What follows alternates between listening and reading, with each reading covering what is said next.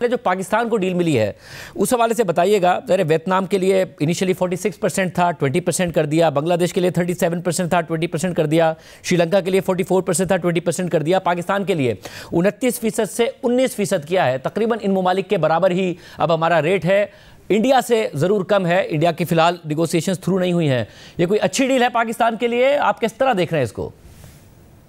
Shahzeb, circumstances को देखते हुए Pakistan got a better deal than many allies. अगर आप देखें तो ताइवान, जिसका एक बड़ा करीबी ताल्लुक है सिर्फ माशी उमूर में नहीं बल्कि दिफाई और स्ट्रेटिजिक उमूर के अंदर, उसे भी 20% मिला है। और जिस पे बड़ी वाशिंगटन में गुफ्तगू हो रही है कि सदर ट्रम्प ने ये चीन को खुश करने के लिए ताइवान को इतना हाई रेट दिया है, क्योंकि ताइवान तो एक्सपेक्ट कर रहा था कि उसको यूरोपियन यूनियन वाला 15% रेट मिलेगा।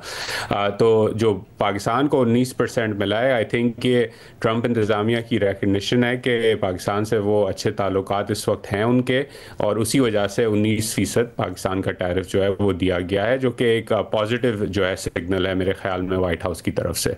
और मुझे ये बताएगा कि पाकिस्तान की मईशत में आप ज़ाहिर लिखते भी हैं, कमेंट भी करते हैं, दो तरीके के फ़ायदे सोचे जा रहे थे कि अगर ज़्यादा फ़र्क आता है उन ममालिक से जो कि पाकिस्तान की एक्सपोर्ट्स में कम्पीट करते हैं, चाहे वो बांग्लादेश हो, दीगर ममालिक हो, तो एक फ़ायदा ये होगा कि पाकिस्तान की बरामदात बढ़ जाएँ। दूसरा फ़ायदा ये हो सकता है कि चीन या दीगर ममालिक पाकिस्तान में इंडस्ट्री लगाने को फ़ौक़ियत दें, जो कि उन्होंने माजी में अगर वियतनाम में लगाई या बांग्लादेश की तरफ रुझान होता है। आपको लगता है इतने कम डिफरेंस के बाद पाकिस्तान को कोई मुआशी फ़ायदा उस तरीके का हो पाएगा? देखिए, नियर टर्म माशी फ़ायदा शायद हो, जिसकी वजह से ऑर्डर्स जो हैं वो पर्टिकुलरली टेक्सटाइल्स के अंदर थोड़े बहुत आएँ और उसकी वजह से पाकिस्तान का एक्सपोर्ट बढ़े। लेकिन जो सप्लाई चेन्स का टॉपिक है, जहां दूसरी ममालिक से इन्वेस्टमेंट पाकिस्तान में आए और फिर पाकिस्तान से एक्सपोर्ट्स किए जाएँ, उसके लिए टैरिफ से ज़्यादा ज़रूरी ये है कि पाकिस्तान अपनी माशी पॉलिसीज़ जो हैं उन्हें बेहतरी लाए। फॉर एग्ज़ाम्पल, पाकिस्तान में इस वक्त एनर्जी का जो कॉस्ट है, जो इंडस्ट्री देती है, वो रीजन के मुकाबले में बहुत ज़्यादा हाई है। अब उसे रिजॉल्व करना पाकिस्तान के लिए ज़रूरी है, क्योंकि उसी से एक्सपोर्ट्स बढ़ेंगे उस पॉलिसी को बेहतर करके। तो टैरिफ नियर टर्म में थोड़ा बहुत आपको गुंजाइश आपकी बढ़ा सकते हैं एक्सपोर्ट्स के लिए, लेकिन असल जो पाकिस्तान का एक्सपोर्ट का इशू है वो डोमेस्टिक इकोनॉमिक पॉलिसी से जुड़ा हुआ है, बिलखुसूस एनर्जी सेक्टर पॉलिसी से जुड़ा हुआ है। और अब ये खबर आ गई कि पाकिस्तान तकरीबन 10 लाख बैरल अमरीकी क्रूड ऑयल इंपोर्ट करेगा और जो कमर्शियली वायबल होगा, ये भी खबर आ गई। दूसरी, जो सदर ट्रंप की तरफ से कहा गया कि पाकिस्तान के एनर्जी सेक्टर में जो उन्होंने कहा कि मैसिव ऑयल रिजर्व्स में बकौल उनके उसमें सरमायाकारी होगी, ये आपको होती नज़र आती है फ्यूचर में?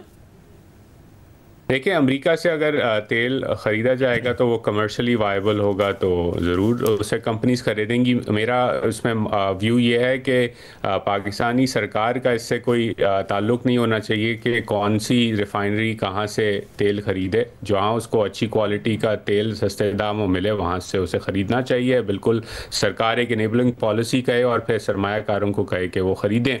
जहाँ तक सरमायाकारी का ताल्लुक़ है ऑयल एंड गैस एक्सप्लोरेशन में, तो देखें काफ़ी टाइम से एक डिस्कशन चल रही थी कि पाकिस्तान के पास रिजर्व्स हैं, लेकिन उनमें इन्वेस्टमेंट होना ज़रूरी है।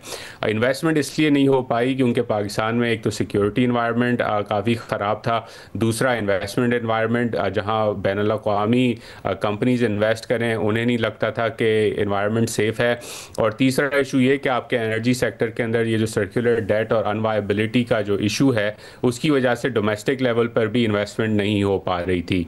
तो अब इन तीन चीज़ों में आहिस्ता आहिस्ता जो बेहतरी आ रही है उससे पोटेंशियल तो एक्सप्लोर किया जा सकता है। फॉर एग्ज़ाम्पल, अगर बलूचिस्तान में बैरिक गोल्ड रिकोडिक के अंदर प्रोग्रेस कर रही है, आईएफसी भी इन्वेस्ट कर रहा है, तो ये एक सिग्नल है कि पाकिस्तान इशूज़ रिजॉल्व कर सकता है और बैनुल-अक़वामी कंपनीज़ पाकिस्तान में इन्वेस्टमेंट करके काम आगे बढ़ा सकती हैं।